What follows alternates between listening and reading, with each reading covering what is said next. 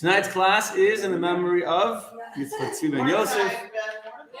Yitzchak Tzvi ben Yosef, who dedicated this. Okay, this is looking at you. Okay, so good evening, Rusty from Texas, and good evening from Brazil. We have people from Brazil on, from Texas on, from all over the world. If you're watching, please say hi. And of course, we have Andrea on, and we have Gail, and we have Mark. Look at that from Pennsylvania. All of my regulars, my favorites. We love you all. Alice is watching from Baltimore. See, this is the beauty of technology. Baruch Hashem. Okay, so there's a nun who walks into a bar and she's wearing her clothing inside out. So, I don't know, to the rabbi. She said, why are you wearing all your clothing inside out? She looks at her clothing inside out. She says, it's a bad habit I have. Aww. The habit is what they call their clothing. The habit. Yeah, it's a pretty corny joke, I know. It was the best clean joke I could find for clothing. We're going to talk about clothing, but not the havdil, no, but not even to compare, but the opposite of the Kohen Gadol, the high priest, right? This week's Torah reading, we have, good evening everyone from Efrat and from all over the world. No sound? Should be sound. This is the first parasha that Moshe is not mentioned, like you were too. First parasha where Moshe is not mentioned. If you're hearing me on Chabad.org, let me know. Someone said there's no sound on Chabad.org. So we're going to learn about the clothing of the Kohen Gadol, but specifically, not all the clothing, because then that'll be a class on the clothing of the Kohen Gadol. Our objective here is not to give a class on the clothing of the Kohen Gadol. Our objective here is to discover what life lesson we can take from some of the clothing of the Kohen Gadol, and discover how the clothing, or at least some of the garments of clothing that we'll soon discuss, are actually really messages for us, how we are encapsulated in two of the garments the Kohen Gadol, the high priest, wore. So we have a unique mission in tonight's discussion, not just to tell you about the clothing, not even to show you a pretty picture of the clothing, although those who are in the room, I do have a pretty picture to show you. That's not the objective. The objective is to discover how does the clothing, the ephod and the choshen, I'll explain those in a second, how do they reflect my life? How do they reflect my own spiritual ups and downs, the journey of us human beings? Okay? So that's our objective tonight. Now, I'm going to assume the sound is working because no one else said anything about the sound. Hello, Elizabeth from Utah. Okay, so let's start from the beginning. The Kohen Gadol wore 8 garments. Every priest wore 4 garments. The Kohen Gadol wore 8 garments. Again, it's not a class on the garments, so in 10 seconds, every priest wore a pair of pants. They were short pants. They weren't full-length pants to their ankles. They were longer than boxers. They covered their legs. They wore a tunic. They had a belt. And they had a turban kind of sash that they wore. That was a regular Kohanim. The Kohen Gadol, the high priest, in addition to those 4 garments, also wore a tzit, which is a forehead plate. He wore a blue me'il on his gold plate on his head. It said the words Kodesh LaHashem, holy to God.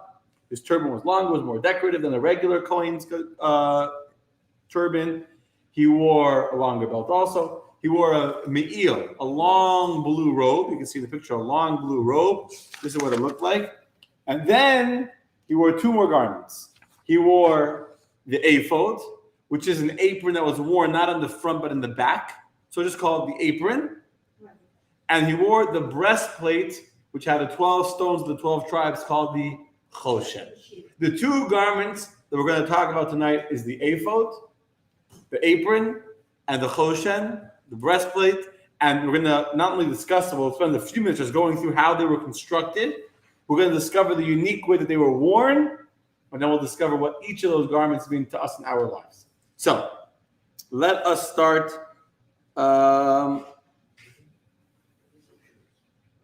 Yeah. Has no shoes, right? The Kohen did not wear shoes in the temple. You are correct. No shoes in the Kohen in the temple. They were barefoot. So here is the picture. I'm sharing it now. If you're watching me on Facebook on my personal page, here's the picture of the Kohen Gadol. And let me just explain outside first, then we'll read in the text. The apron that the Kohen Gadol wore went around from his waist. You can't see my waist here in the camera, but from his waist all the way down to his ankles. it went around the back, like what a person would wear when they're riding a horse. Rashi says he saw a woman riding a horse, and his heart told him the fact that he noticed it. This is what it means. I talked about it this morning. It was like an apron that you wear when you're riding a horse, not when you're cooking. It went all the way around, going around the sides of his legs till it came to the front. And there was like a attachment in the front where he would tie it together. You see there's a little bow in the front. We would tie it together. That was the front side of the apron. Now what I really want to talk about is the straps that went over the back of the apron, as you can see in the image. Straps went over the top. On the very top, on the shoulders, on the two shoulders, there's two stones with the names of the tribes. These straps come over. There's gold chains that connect. There's a ring on the end of so you have the straps coming over the shoulder. There's a ring. There's a chain and another ring attaching to the breastplate. And so to the bottom of the breastplate, you have two more rings and a chain connecting it to the apron. So the breastplate was attached both on the top and on the bottom with these chains to the ephod. Okay, let's read that now inside. I'm not going to read all the verses. We'll do a few of them. They shall take, this is verse number 5, okay, from this week's Torah reading.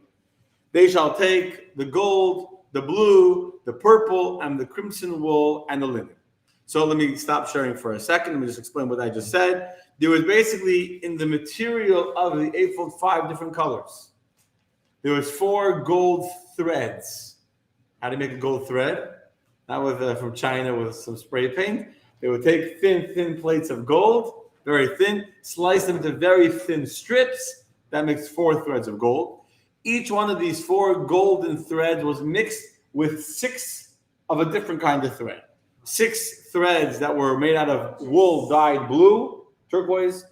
1 golden thread with 6 threads of wool dyed purple. 1 thread of gold with 6 threads of wool dyed crimson red, and then with 1 piece of gold thread with 6 threads of linen. Yes, that's a mixture of linen and wool. Normally, a Jew is not allowed to wear a mixture of wool and linen. That's called shatnez. In the temple, they did it. There was unique rules for the temple. We'll make a very interesting class, but not tonight's class. So maybe next year we'll talk about it. Anyway, so they have these 28 threads all mixed together. Then what happens? The Torah tells Moshe to have the people to go and, they shall make the ephod, the apron, of gold, blue, purple, and crimson wool, and twisted fine linen, the work of a master weaver. It shall have 2 connected shoulder straps. As I showed you in the picture, those 2 shoulder straps at both its ends, that's on the back, and both it shall be entirely connected, meaning it went all the way up over to connect to the breastplate. And this decorative band, which is above it, shall be of the same work, emanating from it. Gold, blue, purple, and crimson wool, and twisted fine linen. Then the Torah says, take 2 shoham stones, and engrave upon them the names of the sons of Israel, 6 of the names on 1 stone, and the names of the remaining 6 on the 2nd stone, according to their birth. Now, of course, which 6 are on here, and how did he spell the 6 on this one, how did he spell the 6 on that one, is also very interesting. I meant to put a picture of the stones. I was planning on putting a picture of the stones. But basically, again, I don't want to get you into the details, and we're going to lose our crowd. I don't want to get too distracted on the details. The point is that there was 2 stones on each one of the shoulder straps of the ephod. On one was 6 of the tribes of Israel. On the other is 6 of the tribes of Israel. And the way they spell these 2 stones, the word Binyamin spelled with 2 Y's, etc., there was 25 letters on this stone, 25 letters on this stone. 25. Okay. So we got that part, right? Okay. Now what's the next thing we want to talk about? The ephod, the choshen, the breastplate. Now, normally when we think of a breastplate, what are we imagining it being made out of? Gold. Right? We have our breastplate in the ark behind me. It's made out of silver.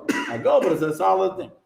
The breastplate in the clothing of the Kohen Gadol was made out of the same exact material, the same 28 threads woven into a rectangular piece of cloth, 1 amma by 2 ammas.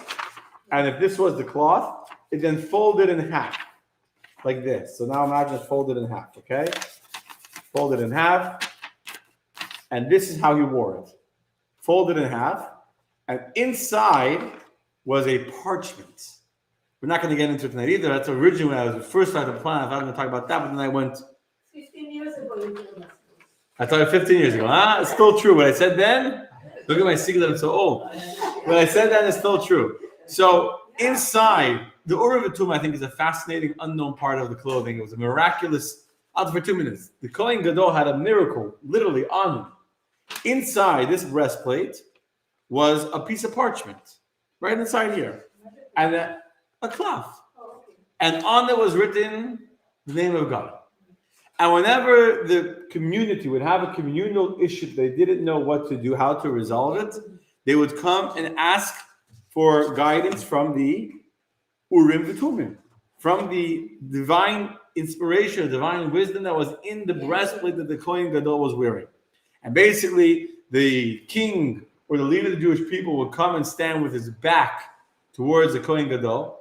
The Kohen Gadol was faced towards the Holy of Holies, if I remember correctly. He was facing the Holy of Holies, and the Kohen Gadol and the king was standing behind him. And he would ask the question quietly that only the Kohen Gadol should hear. And then he would turn around, and the letters of his Choshen would light up. And the way that the letters lit up, that was the answer that they needed. Now, this didn't work for like every private individual. It was only used for communal issues, a question for the king, for the high priest. Should we go to war? Should we, communal issues like that. But they would come and they would get an answer from the Urim V'Tumim, the breastplate inside the Choshen, the breastplate that the Kohen Gadol was wearing. This morning, Robert asked me, yeah, Moshe, what do you need the breastplate for? This lasted the entire time of the first temple, for probably almost 800 years, through the entire time of the Mishkan, in Shiloh, etc. Throughout the entire first temple, King David, King Solomon, etc. They had this Choshen with the Urim V'Tumim. When they hid the ark and the tablets, etc., that were hidden in the tunnels underground of the Temple Mount, the Urim V'Tumim was one of the 5 things that were hidden. That it says that there were 5 things that were in the first temple that were not in the second temple. One of those was this Urim V'Tumim inside the clothing of the high priest. It's a fascinating little tidbit. Okay. Anyway, not a tidbit. I shouldn't call it a tidbit. But so let's continue, right? So we have this garment folded in half, and on it we have 12 stones. What are the 12 stones? They represent the 12 tribes. The 12 stones, correctly, you are correct, they represent the 12 tribes. Which particular stone was used for each tribe? I read today that there's 30 different opinions how to translate what the stones are. Because I could read you the list in Hebrew, but just because I can tell you all the Hebrew stones doesn't mean that we can agree on what those stones would be in today's English vernacular, right? So what stones do they have? And there's many different commentaries. And I actually did this a few years back. If you remember, we were doing a Chumash class. We actually opened like 3 or 4 different Chumashim. We had the Gutnik Chumash, we had the Stone Edition Chumash, we had the Purple Chumash, we had like 3 or 4 different translations in front of us. And each one had different translations for the stones. Not all of them, but for some of them. So we could theoretically do a class on the 12 stones, but that's for sure way over my pay grade. I was listening to a class of the Bechaya. Rabbi Bechaya has a beautiful explanation. Each stone, the energy of the stone. Those are into stone energies. Stones give off energy. Right? Stones give off energy. No, not only the zodiac. Physical stones. They have crystal and all these different things. So anyway, each stone represented an energy that was unique to that tribe. So the tribe of Reuben, when he did his sin, he was red from sin. His tribe, his thing was ruby, and this one did when Shimon sinned with the girls of Midian, and they died. He became pale after he was stabbed. So then they had the white stone, and each one on the shores of the sand, and each one he goes through. I was reading a little bit today about that. Oh, there's an interesting article about it, the 12 stones. And we're not going to go to the 12 stones either. We have there's a lot to talk about in this thing, but 12 stones. And then the Torah tells us as follows. Let's go see, what does the Torah tell us after it tells us about the 12 stones? So let's go back to our text that we have in front of us for those who are sitting here in the room with me. So the Torah tells us, we'll make the two chains of verse 14. You have the chains of pure gold that will be attached to the edges that will hold them to the choshen. Okay, verse 15 is about the choshen. Let's go to verse 23. Verse 23, you shall make for the choshen 2 golden rings, and you shall place the 2 rings on the 2 ends of the choshen. That's on the top, on the outside. And then you shall place 2 golden cables on the 2 rings at the ends of the choshen. That's on the bottom. At the 2 ends of the 2 cables, you'll place 2 settings, and on these settings, you shall place on the shoulder straps of the ephod 2 rings, and then you have the chains holding up the straps over here. Just trust me. You basically have the chains over here. You have on the bottom. It's all attached. It's all fastened. It's all connected. And then on the bottom, the attachment wasn't a chain. Sorry, the bottom was not a chain. It was a blue, same color as the me'il, a blue strap. Verse 28. Let's go to the bottom of the page. Verse 28. This is the verse that's important. I mean, every verse is important, but this is what I want to really focus on.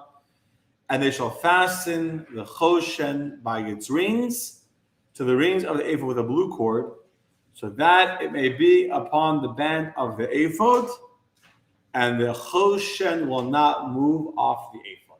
You see that verse 28? Yes. This is a mitzvah. Right here in verse 28, we have a unique mitzvah in the Torah. Besides the mitzvah to make a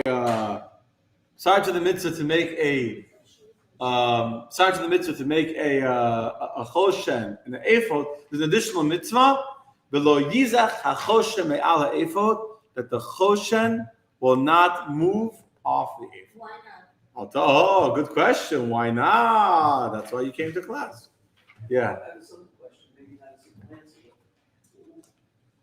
Does the Talmud or the Torah itself indicate what the source of the dyes are for the wool and the source of each stone? Okay, so as I said, the stones, what do you mean the source of the So where stones? do they find the stone? They had to search for it. The very interesting story, the times of the Talmud, the times of the temple, they didn't have one of the stones of the breastplate broke or fell off, and they wanted to buy a new one. There was a diamond merchant that had the stone. They went to go buy it from him. His father was sleeping, right? And the key was under his pillow. You know the story? Whatever. It's not. We're not doing a class on the stones now. Let's not get too distracted. Let's stay focused on. I did prepare a good class on the choshen, the ephod. So let's. You ready? Let's stay on this topic. Okay. Here's what's amazing. Vivi wants to know, why could the choshen and the ephod not be separated? In fact, the Rambam tells us, according to the list of the 630 mitzvot, mitzvah number 87 is, we are forbidden from ever separating the breastplate from the ephod. I quote from the Rambam. It's a negative, one of the 365 negative commandments in the Torah is not to separate the breastplate that had the 12 stones of the 12 tribes of Israel from the apron that the Kohen Gadol was wearing. In fact, when the Kohen Gadol at the end of the day wanted to go home, he obviously didn't go home wearing the clothing of the high priest, right? When he came to the temple, he went to the mikvah, he got dressed in the clothing of the high priest. When the day was over, when he was going home, he would change, take off the clothing and get into regular civilian clothing to go home. He couldn't take them out of the temple. When he got undressed, he did not separate the choshen and the ephod. He took them off together. Like a job, I don't know how he did it. He took them off together. So he took off the me'il, he took it off. He took off the forehead plate, he took it off. The choshen and the ephod were never disconnected. So the obvious question that Vivi wants to understand, I'm sure everyone else is paying attention, wants to understand as well, why do these two garments need to be connected one to the other? Good question. Pretty simple. Because Hashem said so. Hashem said so. Very good answer. Very good answer. That wouldn't give us. You're right, but that wouldn't give us much inspiration. 12 tribes need to be connected. Nice and easy. 12 tribes were How are they connected. They can't be separated. Well, it's one garment. I mean, the breastplate it's one piece of material. The question is not why the piece of material of the breastplate stayed one. It's why does this piece of material and the apron around the back, why do those two garments need to be connected? They're listed as two separate garments. No. The tzitzit is something else. I don't know if he had. This is simply on the ephod, the apron, and the breastplate required. The mitzvah Torah says it clearly, and the Rambam counted as a mitzvah of the Torah, not to separate the two. Why not? Okay. It's a good question, and we're going to give a good answer soon. But first, I have one more question for you. Also about these two garments.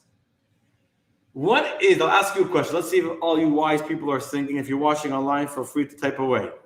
What similarity that's not really similar do you see in these two garments? What do you mean allowed to mix it? What do they both have? They were woven, that's true. They're woven out of the same material. They're at the exact same material, so there's no difference over here. You're right. Lester's right. They were made out of the exact same 28 thread, same colors. They look the same. But what else do they have that was similar but not exactly the same? The colors was exactly the same. What do they both have that was similar but not exactly the same? Anyway, I'm looking at the text messages. Good evening, Sarah Losa. Good evening, Candy. Good evening, Alice. What? Well, they both had stones on them. They both had stones. You're on the right track. Okay. The ephod. Not the inner pocket injury, Andrea. They both had stones. Go on. Yeah, which is the robe that had the apron? The apron had it on the shoulder straps, but they were separated into two groups. Okay. 6 on each shoulder, right? Oh, very good. Lester, you're on the right track. Very good. So on the ephod, I'll help you. They both had stones with the names of the 12 tribes of Israel. So they're similar, but they're different. Did the breastplate stones have the names on them? Yeah. It wasn't clear. On the actual stones on the breastplate was engraved each one of the 12 tribes of Israel. So both on the stones on the shoulder and on the stones on the chest of the Kohen Gadol was the names of the 12 tribes of Israel. So first of all, why do we need it twice? Right? But secondly, there's a difference. What's the difference? Yeah, there's only one stone on each of the 6 names. Very good, Lester. The 12 That's separate correct. stones. On the ephod, there's one stone here, one stone here. It's 2 stones. 6 on this, 6 names on this stone, 6 names on this stone. No separation, all 6 in one, all 6 in the other. No color per tribe. No separate stone per tribe. They're lumped into 2 groups. On the choshen, on the breastplate, each and every tribe gets its own stone with its own unique color, with its own unique energy, as we discussed briefly. And I'm not an expert on the energies of stones, but each stone has its own energy, its own divine flow, its own symbolism, its own name. So each and every tribe is unique. Each and every tribe has their own, stone, a beautiful stone. So why do we need the names of the 12 tribes 2 times? Once on the shoulders and once on the chest, on the choshen of the Kohen Gadol. Maybe it's the 24 names of God. 24 names ago. It's like a 26, no? Because the breastplate, the stones were individual, and on the shoulder, they were just separated. You are correct. On the breastplate, each tribe had its own stone, a different, unique kind of stone, and they're all together. But why? What does that? What's the symbolism? What's the significance of having it twice? Why do you? Let me say the question differently. If each tribe gets their own stone on the breastplate, why do you need to write the names on the ephod?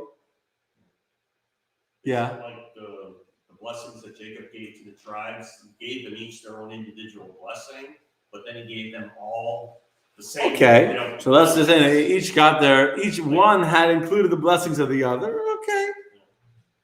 I mean, it's just, first of all, it's not all 12 in one stone, it's 6 and 6. But why do we need to write the names of the tribes on these two stones over here? You want to put a nice stone for decoration? Put a nice stone.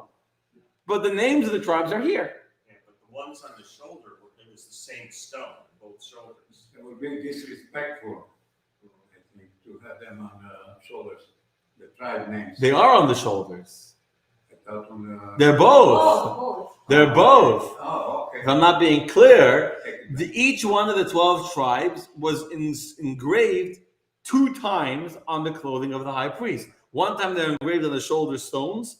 One time they each engraved on their own individual stone on the breastplate of the Kohen Gadol. So my question is, why do we need it twice? How are they grouped on the stones? By birth order. Okay. By their group by birth. The question is how they group by birth order. Rashi and the Rambam. I'm not planning on going there tonight. But Rashi and the Rambam have a big debate: is it by the birth order of the mother or the birth order of the father? So according to Rashi, I think one of them. Not if to remember which one's which. It's Reuven, Shimon, Levi, Yehuda, Yisachar, Zvulun, etc. The 6 of Leah, and the other 6 in the order they were born to their mothers. And the way Rambam says by their father, so it's Reuven, Shimon, Levi, Yehuda, then Dan and Naphtali, who were born before the last 2 sons of Leah, and then Gad, Naphtali, and then Yisachar, Zvulun, and then Yosef and Yaakov. Understand? Whatever. I don't go into the order of the stones. It's a different class. I'm just saying in the general sense. All the tribes are written twice. All the tribes are written twice. There's a beautiful sikha, the Rebbe, why Rashi and the Rambam disagree on the order.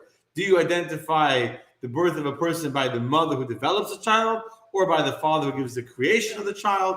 2 different approaches to how do you see the birth of a person, the order of the mothers or the order of the fathers. But that's not where we're going. Yes. You guys are alive tonight. Yeah. Cannot happen without. But no one on Facebook is commenting. I'm not getting yet. The individual stones represent the individual tribes with their individual blessings and characteristics. The ones on the shoulder show it's one nation. They're all grouped together. Well, okay, but so what is that symbol? Okay, so what's the symbolism for us? Well, I'll tell you something else. On the breastplate, besides for saying the names of the 12 tribes, it also said Avraham, Yitzchak, Yaakov, and Shiftei Yeshurun. See, if you remember, I told you that when they had a question, they would come to the Kohen Gadol who's wearing the breastplate, and the king or the priests of the Jewish people would ask a question, and they would get an answer. And the letters would light up. The only way the letters can light up and give you an answer is if you have all 22 letters of the alphabet on the Choshen. If you look at the letters of the words Reuven, Shimon, Levi, Yehuda, Yisachar, Zvulun, Dan, Naphtali, Gad, Asher, Yosef, and Yamin, you're missing some letters. You're missing a Tes, you're missing a Bay, and missing some letters. So they added on the top of the first one, Avram, Yitzchak, Yaakov. On the bottom of the last one, Shiftei Yeshurun, the tribes of Yeshurun, the tribes of the Jewish people. By adding in Abraham, Isaac, and Jacob, the tribes of God. Sorry, not said. Shiftei Yudke, the tribes of God, not Shiftei. Shiftei Yudke, the tribes of God. By adding that on, now you have every single letter of the alphabet complete on the Choshen. So here, I'm giving you a little bit of a hint. There's a difference. The stones on the shoulders only have the actual names of the tribes of Israel. The letters on the breastplate have every one of the 22 letters of the alphabet. And now let me tell you something else interesting. I think I said this morning. Why did Aaron merit? Rashi tells us something very beautiful. Ready for something beautiful? Why did Aaron merit that the breastplate should be given to him? He merited to be the Kohen Gadol, to be the high priest. So Rashi tells us, not here, but in the Parsha of Shemos, after the whole story of the burning bush. And God came to Moses and said, Moses, go tell the Jewish people, let my people go free. And first Moshe didn't want to go, right? And he gave God many, many arguments. One of his arguments was, why are you sending me? Send Aaron. Send Shlachna b'yad. Send the one you normally send. Send my brother Aaron. He's already your messenger. Send him. So God says to Moshe, don't worry, you're going to see when you see your brother, he will see you and he will rejoice in his heart. Now, if Aaron, the older brother, would have felt a little jealous of his younger brother Moshe taking his place as the prophet of God and being the one to communicate God's word to the Jewish people instead of Aaron, we would understand.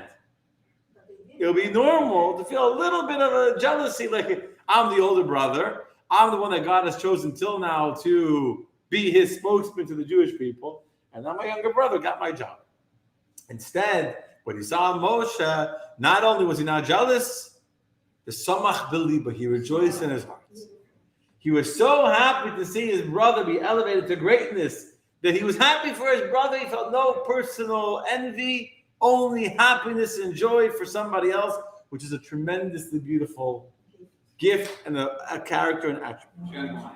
And this, my friends, is going to explain to us the difference between the choshen, the breastplate worn by the Kohen Gadol on his heart, and the ephod that was worn where? I'm not on camera. The back part that I'm, where the ephod went. Where did it go? Where the sun don't shine, right? Goes on the back of the body. I'll let you use your own imagination and what Yiddish words or your English, whatever word you want to use. It went around the back of your lower half of your body. You mean the tuchus? Yeah, that part. Yeah. Yes. So let's be a little creative. What do you think? Let's start with the choshen. The choshen is beautiful, right? What does a choshen represent of a person? The heart. The heart. When you do something with hearts, with feeling, with a genuine love, with joy, where a person has worked on their own emotional character and worked on their own, their midot, on their, midot are? No, midot are your character traits. On your character traits. When a person works and refines his emotional state of being, his heart is pure, his heart is clean, he sees his brother being elevated, he's happy for him, genuinely happy, no sense of self, fulfillment and self-aggrandizement. This is a tzaddik. This is a person whose heart is pure to Hashem. Okay? What is the back? What's the tuchus of a person? The dirtiest part. There's no emotions there. There's no intelligence there. There's fat. Or if you're like me, there's bone. I have bone. I don't have fat. Other people have fat, right? One or the other. Either you have this flesh or you don't. But that's all that's there. There's no intelligence in the back part of your body. There's no emotional IQ. There's no, I'm developing my character. I'm working on refining the emotions of my rear end to be more spiritual. It doesn't work that way, right? It is what it is. It's the acharayim. It's the behind of a person. Now, I don't need to explain. It's obvious, but I'm going to explain that, but just make sure we're all on the same page. When you do something with your heart, how do you do it? With love, with face-to-face connection, willingly, emotionally, and therefore every single person does it uniquely. The way I express my love to God is different than the way Bruce will express his love to God, which is different than the way Michael and Robert will, different than the way Lester and Kameen will, and Dave, right? Each one of you have your own unique heart, your own soul, your own unique personality, your own unique identity, and your own midot, and your own character, and your own being. So each and every person loves God and cares for God in their way, and so they do what God wants, and they do it with their heart and with their soul, and that's the stones of the choshen. Each and every stone of the choshen was unique color. A unique color. Lester's stone was a different color than Kareen's stone. Hers was beautiful, I don't know, ivory, whatever, I don't know. A diamond, yeah. So for each, I thought that each tribe had the same stone. No, 12 different stones. Correct. Maybe I went through the breastplate too fast. There was 12 different stones for 12 different tribes. Not only was it 12 different stones for 12 different tribes, it was a complete alphabet. There was nothing missing. The missing letters, Avram, Yitzchak, Yaakov, Shifta Yudke, the tribes of God. Everything was there in a state of perfection. Everything was there in a state of completeness, of unique self-expression of my heart and my soul and my love to God. Right? So Yes. This picture, the top left one is a ruby, red for Reuben.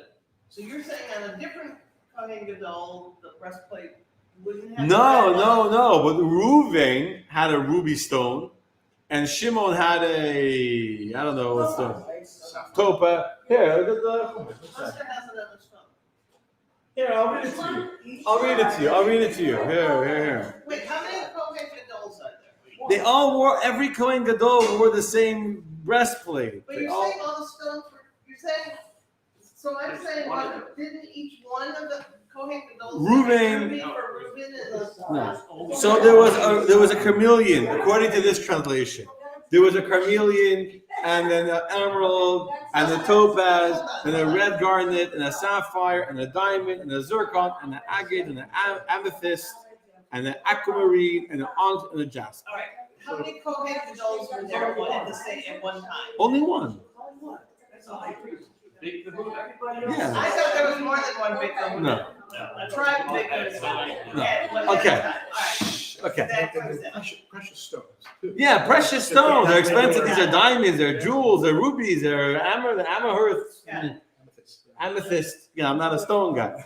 But you understand? We're talking about expensive, unique stones. So Reuven's heart served God. When you serve God with your heart, you serve God in your unique way. So the way that Reuven served God was unique, its own color, its own identity, its own energy of its own stone, different than the stone of Shimon, which was different than the unique heart and soul of Levi. What? Less loving, different. It's not less or more, it's unique. My way of serving God is not more or less than yours. I have my way, you have your, and it's my heart and your heart. It's unique, it's different. It's when you love someone, you love them in your language, in your way. The back of the ephod, or the back of a person, represents doing a mitzvah in what kind of a way? Not with love. Hawaiian. Acharayim, the back, the behind means, I'm doing it. Is there any difference when you do something, when you push someone with your back, or when you're sitting on the chair, you sit with this kind of love, or that kind of love, or this kind of fear, and I'm sitting now with an emotional state of, I'm focused, I'm in the state of mindfulness, I'm in the state of kavana. You're sitting, your back is your back. There's no differentiation in the back. When how do you know this? When you look at a person's face, you can see what they're feeling, right? I look at your face, I see you're happy, I see you're interested, you're laughing, you're stressed, you're sad, right? You can see it in the person's face.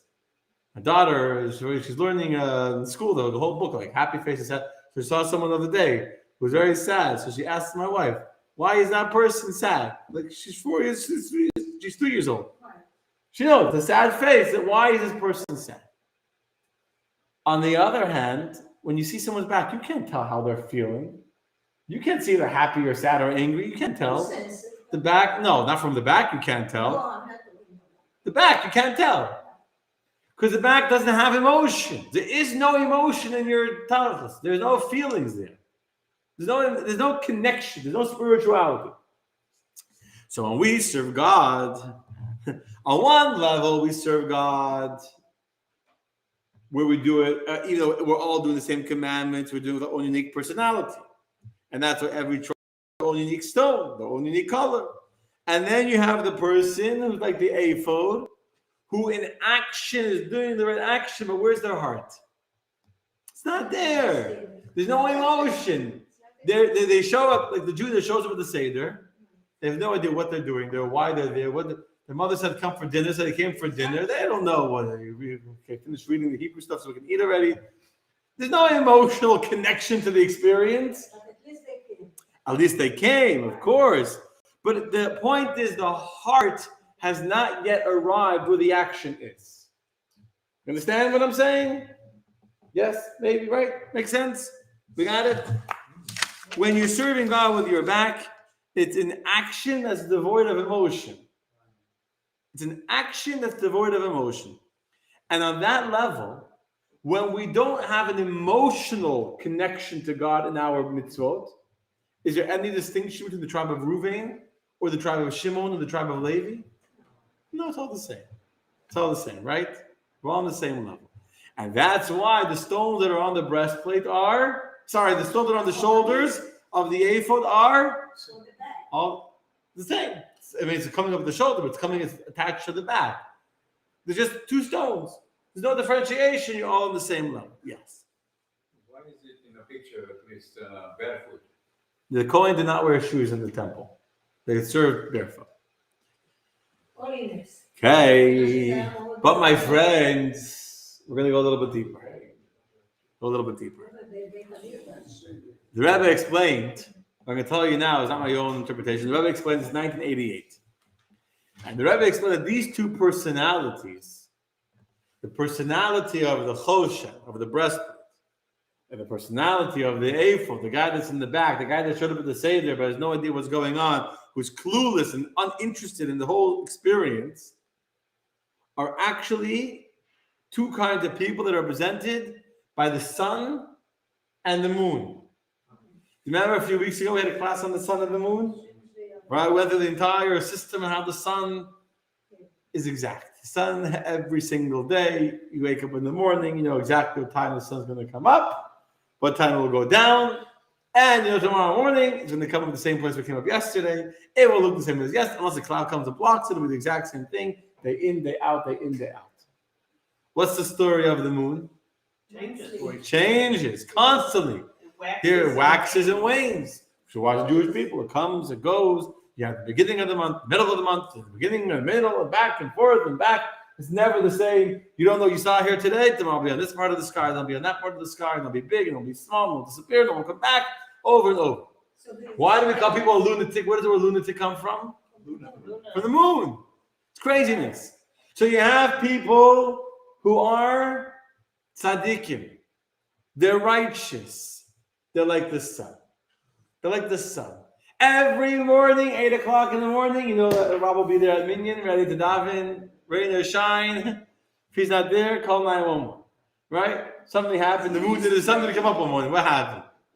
And then you have people that are not so like the sun. They're moody. They're like the moon. They have good days. They have days when they're shining, days when they're glowing, days when they're beautiful, majestic to look at. And then you have days when they disappear. And then what happened to him last week? He was so into it. This week, he's not in the mood to show this week. Next week, he'll be back. He'll be sitting in a different seat. He'll get someone else. This week, he's in a fight with him. Next week, he's going to talk to that person. He's the moon. Or she's the moon. Right? They come, they go, they're up, they're down. The whole story of life is one. So we have Jews in life that are the sun. They're the Choshen. They're so perfect and in order and set, and they have their own. Today's this day, today's Monday, I have this stone. Today's Rosh Chodesh, I'll pull out that stone. Today is Purim, now my happy day, I'll put on my happy hat. Today's Tisha B'Av, I'll put on my sad hat. Every mood, everything, every emotion, they're involved, they're focused, they serve God with their heart, they serve God with their face, they're beautiful to look at. They're disciplined, they're consistent, they're organized, they're reliable, they're tzaddikim. They're serving God faithfully, committed, everything. And then you have a Jew who's about teshuvah. What's about teshuvah? Yeah, also that's a very, very simplistic translation.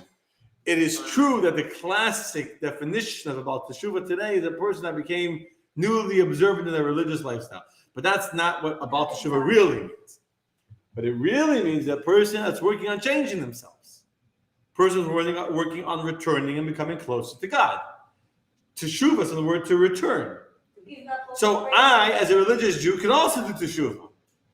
I could, I should. And then you can have Baal Teshuvahs who made that transition in their lives, who are like the sun, who are perfect, who reach a certain plateau in their spiritual level, and they're beautiful.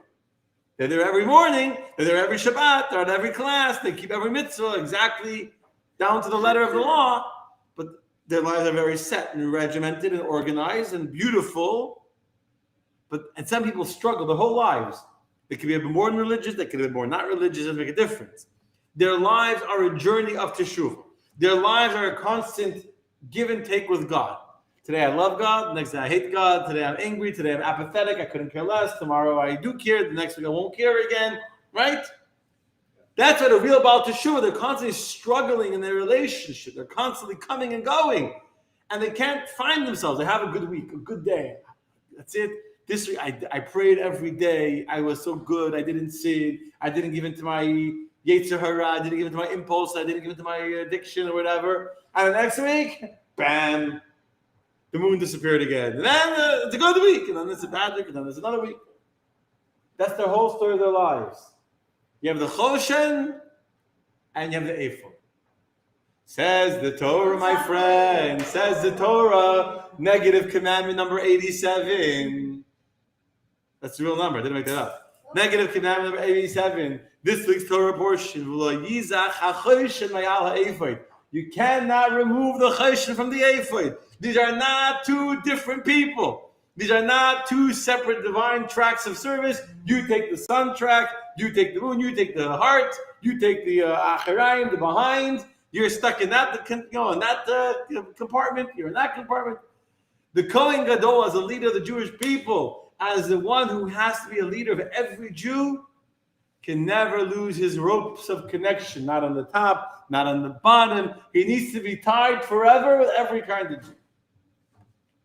Not only does the Kohen Gadol need to be connected to every kind of Jew, the truth is that every single Jew has both garments, which is why the names of all the tribes are on both garments. Because every single Jew has parts of their life and parts of their identity that shine like the sun when their heart becomes alive, when they feel a burning love to Hashem, when they're shining like the stones of the Choshen. And every single Jew has some parts of the life that don't interest them, where they turn into the ephod, they turn into the apron on the back. Every Jew has it. The Choshen and the ephod, as the Torah, need to be connected. They're not two different people. They're not two different garments. They're one and connected. They're different, yes, but they constantly need to be connected one to the other. And that's a very, very important message for us. Number one, we need to have both. We need to be consistent, and we need to be creative. We need to be like the sun. We need to be on time to show. And we need to be like the moon. We need to have our days when we struggle, where we talk to God. If it's always the same, something is not alive. So every single one of us need to find our areas in which we can do teshuvah, where we can return and become closer to God. The Alter Rebbe writes that when the Mashiach will come, that's a mistake to think that teshuvah is only for people that have sinned. Every Jew can do teshuvah. As in the class. Any Jew can do teshuvah. Mashiach comes, the righteous will do teshuvah. Well, every Jew needs to work on being a son, needs to work on being a beautiful Moshe, and every Jew needs to work on becoming closer, and being about teshuvah, and having the moon, and having the ephod. That's one message. And even more so, is even when there's a time in your life when you feel like you're an ephod. There's a time when you feel totally disconnected. You feel like the tachas. Excuse my Yiddish. You feel like you're an apron in the back, hanging out in the back of the wagon. You know what I'm saying?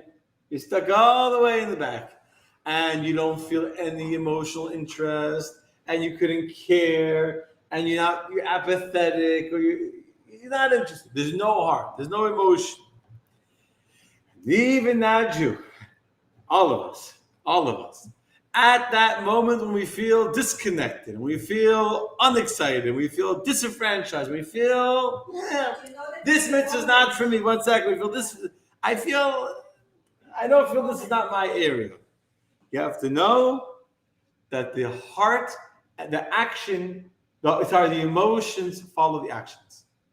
You need to know that the Choshen and the ephod are always connected. When you do a mitzvah with your action, you know what will happen? The heart will soon follow along. It's a very important principle in Judaism. Fake it till you make it. Fake it till you make it. It says that our actions our heart is drawn after our actions. When you behave in a certain way, it makes you begin to feel a certain way. And to even when a person feels like I'm the aphod, I feel like, who am I? What's the point of doing the mitzvah? I have no emotional connection in doing the mitzvah. Why would I do something that doesn't mean anything? It has no value. I'm not spiritually connected. I'm hanging out in the back of the garments. It's not a mitzvah. Tells you the Torah that the ephod must always be connected to the choshen. Because if you do it, the emotions will come. That mitzvah done in the back will turn into an ephod. It'll turn to the mitzvah in the front. I'll give you an example. There was a lady who wanted to start lighting Shabbos candles. She wanted to start lighting Shabbos candles. Problem is, she was lighting Shabbos. No, sorry, I'm confusing. Trying to know the details. But basically, I think I'll give you two stories in my head at the same time. It's okay. Two stories ahead at the same time. But the point of the story is two stories. There's two different stories. One was a lady that wanted to start lighting candles, and it was a girl actually. It wasn't a lady. It was a girl. And she came home, and she got like a Hebrew school with the candles, and she started to light the candles, and the whole family wasn't keeping Shabbat. They weren't religious. Nothing. So the TV was on, and they were eating dinner and talking and on the phone. But she would light Shabbos candles. So eventually the mother said, it's not nice. The Shabbos candles are lit and the TV is on. At least let's turn off the TV when the Shabbos candle lit, the TV is off. So now they're ready to eat, the TV is off. So instead of eating like on the couch by the TV, they're sitting at the table. So then the mother said, you know what? Since we're already sitting around the table, let's make a dinner. Let's make it more formal. Make a nicer dinner, not just a regular, leftovers, whatever. So she started to cook a nicer dinner for Friday night when everyone was sitting, eating without the TV on. She loved it. No TV on in the house. Everyone was sitting talking. And then she said, you know what? For them having dinner and already making a fancy meal, we should make Kiddush. Why not? So she bought a bottle of wine and decided to make Kiddush. Till the next thing you knew, they were having a whole Friday night. Shabbos was whatever. Friday night, they would sit down. They would turn on the TV. They would make Kiddush. They would have a Shabbos dinner. And then it grew and grew and grew until the whole family became religious. And the other story, if I remember the details correctly, it's a little bold of me to say this on record without being sure about the detail, but I think there was a woman that wanted to start lighting Shabbos candles, but she was still at work. In the winter, Shabbos can come in, 4 or 5. She worked till late, 6 o'clock, 7 o'clock. She didn't know what to do. And the Rebbe told her in the letter she should light Shabbos candles at her work. At work. She's working anyway. But instead of not lighting candles, and you can't light candles when you get home at 7 o'clock, because to light Shabbos candles after Shabbat starts, you can't do that. You're lighting a fire on Shabbos. It's a sin. It's not allowed to do that. You have to light them at the time that Shabbat candle lighting time is. So the Rebbe told her, instead of not lighting, because you're working till 7, light it at your store where she worked. So she started doing that. And of course, once she started lighting the Shabbat candles, that began to inspire her, and also she just changed the job, etc., and changed her whole life. The point is as follows.